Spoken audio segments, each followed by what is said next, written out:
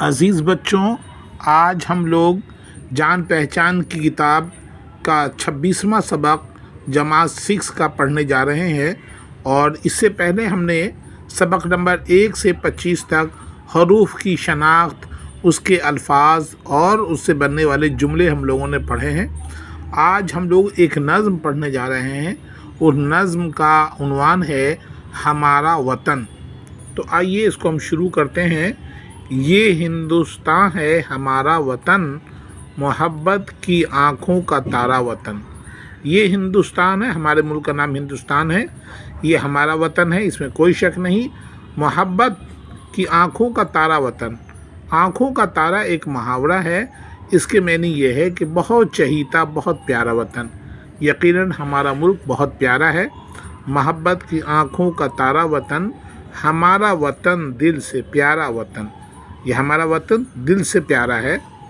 یہ اس کے درختوں کی تیاریاں، یہ پھول پھل پودے وہ پھلواریاں، یعنی ہمارے ملک میں جو پیڑ پودے ہیں، پھول ہیں، بہت خوشنما ہیں، اور وہ سب پھلواریاں ہیں، وہ درخت ہیں طرح طرح کے، یہ تمام خوبیاں ہمارے ملک میں ہیں۔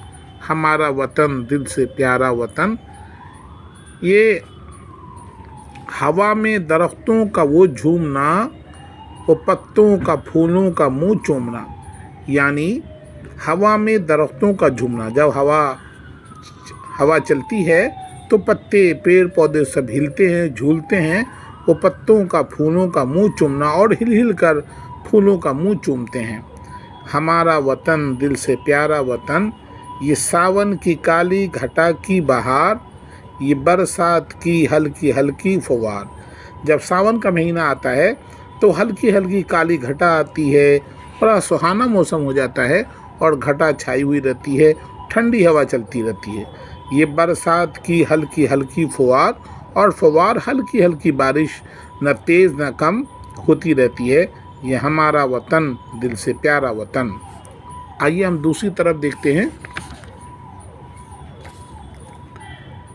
وہ باغوں میں کوئل، وہ جنگل میں مور، وہ گنگا کی لہریں، وہ جمنا کا زور۔ وہ باغوں میں کوئل ایک پرندہ ہے جس کی آواز بڑی ہی سریلی ہوتی ہے، تو کہتے ہیں باغوں میں کوئل کی آواز ہے، جنگل میں مور بھی ناچ رہا ہے، اور گنگا اور جمنا یہ دو ہمارے ملک کی مشہور ندیاں ہیں، تو وہ گنگا کی لہریں، وہ جمنا کا زور۔ ہمارا وطن دل سے پیارا وطن۔ اسی سے ہے اس کی زندگی کی بہار، اسی سے ہے اس زندگی کی بہار، وطن کی محبت ہو یا ماں کا پیار۔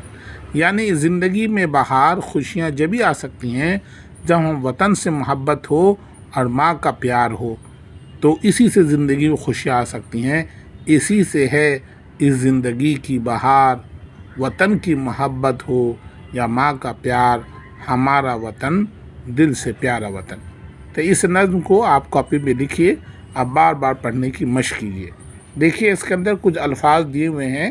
دیکھیے، وطن ملک کو کہتے ہیں، اور آنکھوں کا تارا ایک محاورہ، بہت پیارا چہیتا۔ پھوار ہلکی بارش کو کہتے ہیں پھوار۔ اب آئیے اس کے اندر سوال جواب دیے ہوئے ہیں۔ اس کے اندر دیکھیے، یہ ہے وطن کو آنکھوں کا تارا کیوں کہا گیا ہے؟ دوسرا سوال ہے، اس نظم میں ہندوستان کی کن خوبیوں کا ذکر کیا گیا ہے؟ تیسرا سوال ہے، اس نظم میں شاعر نے کن ندیوں کا ذکر کیا ہے؟ سوال نمبر 4، زندگی کی بہار کس چیز سے ہے؟ تو یہ 4 سوال ہے، آپ لوگوں کے لیے میں نے اس کا جواب لکھ کے رکھا ہے، آپ اس کو دیکھ کے آپ لکھ لیں گے اس کو۔ تو یہ دیکھیے اس کے اندر، یہ دیکھیے سوال، وطن کو آنکھوں کا تارا کیوں کہا گیا ہے؟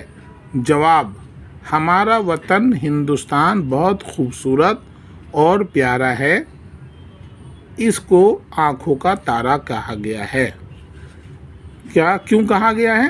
ہمارا وطن ہندوستان بہت خوبصورت اور پیارا ہے، اس لیے اس کو آنکھوں کا تارا کہا گیا ہے۔ سوال نمبر 2، اس نظم میں ہندوستان کی کن خوبیوں کا ذکر کیا گیا ہے؟ تو جواب دیکھیے، اس نظم میں ہندوستان کے پھل پھول درخت پودے پھلواریوں پتوں اور ساون کی کالی گھٹا کا ذکر کیا گیا ہے. ٹھیک ہے. اب یہ سوال نمبر 3 ہے. دیکھیے اس نظم میں شاعر نے کن ندیوں کا ذکر کیا ہے؟ ہم نے پڑھا تھا اس نظم میں شاعر نے گنگا اور جمنا 2 ندیوں کا ذکر کیا ہے. 2 مشہور ندیاں ہیں گنگا اور جمنا، دونوں ندیوں کا ذکر کیا ہے. سوال نمبر 4 زندگی کی بہار کس چیز سے ہے؟ جواب ہے زندگی کی بہار وطن کی محبت اور ماں کا پیار سے ہے. تو اس طرح سے چاروں سوال کے سوال جواب مکمل ہوئے.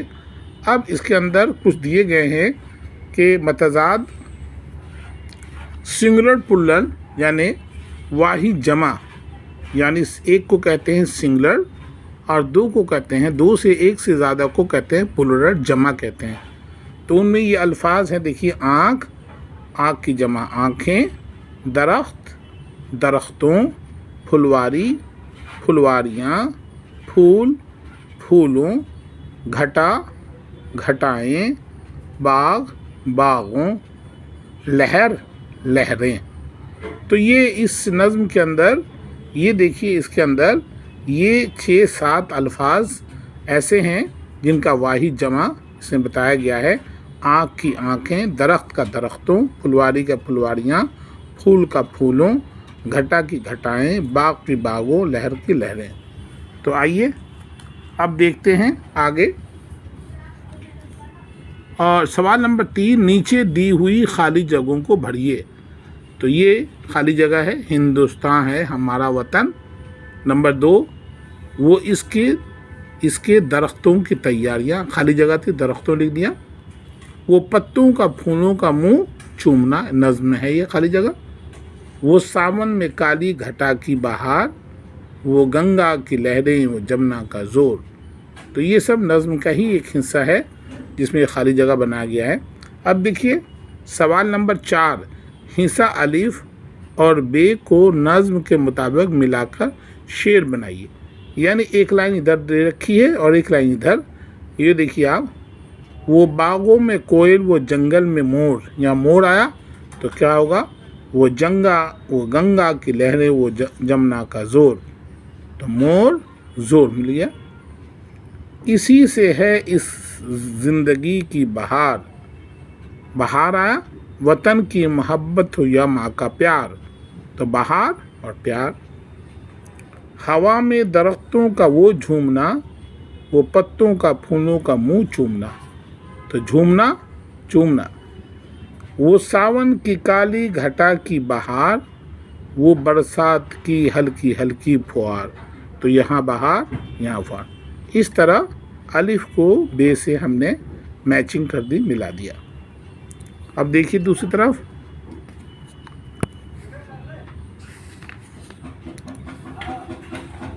یہاں کچھ ایکسرسائز دیے گئے ہیں، پڑھیے اور سمجھیے اور لکھیے. اس نظم میں تارا، درختوں، پھل پھول، پھلواریاں، باغوں، جنگل، لہریں وغیرہ الفاظ استعمال ہوئے ہیں. ان میں سے کچھ لفظوں سے کسی چیز کی تعداد میں 1 ہونے کا علم ہو رہا ہے اور کچھ لفظوں سے تعداد میں 1 سے زیادہ ہونے کا علم ہو رہا ہے. یعنی کوئی چیز اگر تعداد میں 1 ہو تو اسے کیا کہتے ہیں؟ واحد ہے. اگر کوئی چیز 1 ہے تو اسے کہیں گے واحد. تعداد میں 1 ہے ہم کہتے ہیں سنگولر، ایک وچن.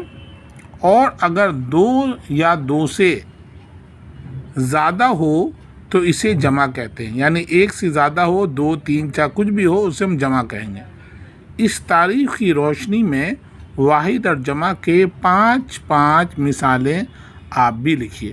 تو ہم نے ابھی بتایا تھا واحد جمع آپ کی کاپی میں دکھا دیا تھا. تو آپ اس کوشچن کے نیچے آپ وہ واحد جمع جو ہم نے ابھی دکھایا آپ کو وہ آپ کر دیں گے. یہ والا یہ ہم نے بنایا، یہ والا ہے نا. آنکھ تو 1 ہے، زیادہ ہے تو آنکھیں. تو اس طرح سے 1 2 3 4 5 6 7 ہم نے وہاں 5 دیا ہے، میں نے 7 الفاظ واحد جمع ہم نے بنا دی۔ اب دیکھیے سوال نمبر 6، خوشخط لکھیے۔ خوشخط مطلب اچھا خوبصورتی سے لکھیے، صاف صاف۔ تو یہ ہے ہندوستان، تو یہاں ہندوستان لکھنا ہے۔ پھلواری، پھلواری لکھنا ہے۔